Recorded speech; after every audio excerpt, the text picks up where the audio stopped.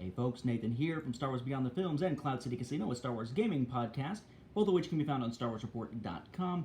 Bringing you a look here at more Star Wars Armada products as they are released every great once in a while. This here is the Onager-class Star Destroyer. This is for the Empire. Now this model, kind of interesting looking here. This probably won't feel very familiar to most. This is actually a ship that only really appears in the Rebel Files book, one of those nice, big archival type editions with the special containers and everything, kind of like Book of Sith and all that. It's essentially a ship that's a Star Destroyer that acts as a test bed for weaponry that fires between these armatures here. And yes, the proportions look a little bit different in the art versus the actual ship. It is about as wide with the armatures here as what you would see with the Imperial-class Star Destroyer at its far widest point, and it is only a tiny bit shorter than the Imperial-class Star Destroyer. It does have here these new special firing arcs with new armament information there, using this special firing ability that this type of ship has. Okay. As far as our components, we of course have our little rule guide that fills us in on how this is all going to work with new targeting tokens and whatnot. We have, of course, the ship model, the ship token with its base and everything.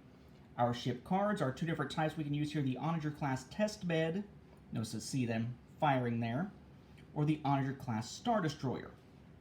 We then, of course, have our 3 command dials, our 1 speed dial, our proof of purchase, our defense tokens there for redirect and brace, and then we have salvo here, 3 of those.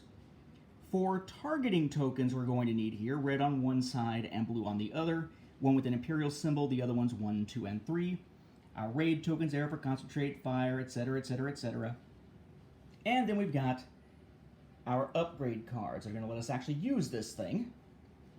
Our commander here is General Ramadi. Cool. Our officers, Commander Beck and Riva Demens, or Demesna. Not quite sure how to pronounce that.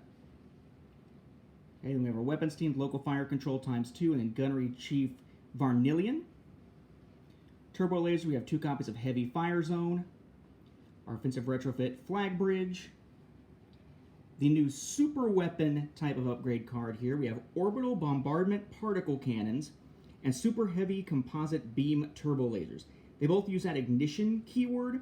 It's, in sort of the roughest way of putting it, essentially you got your regular old firing arc, but then you got this special one. You can go through at the end of an activation and use that ignition ability to stick one of these tokens out there within that firing arc. But then the next time you're playing and then it's time for you to take a shot at somebody, then you can then use that weapon and you're essentially firing within that same arc, but you're measuring not from anything with the ship itself, you're measuring from the location of that targeting token. So it sort of extends your range quite a bit. Anyway, then we have our titles here, the Cataclysm, the Raquel, or Raquel, yeah, Raquel, maybe, that's probably the closest. The Sunder, our fleet command there, all fighters follow me. Okay. Now, pretty cool ship.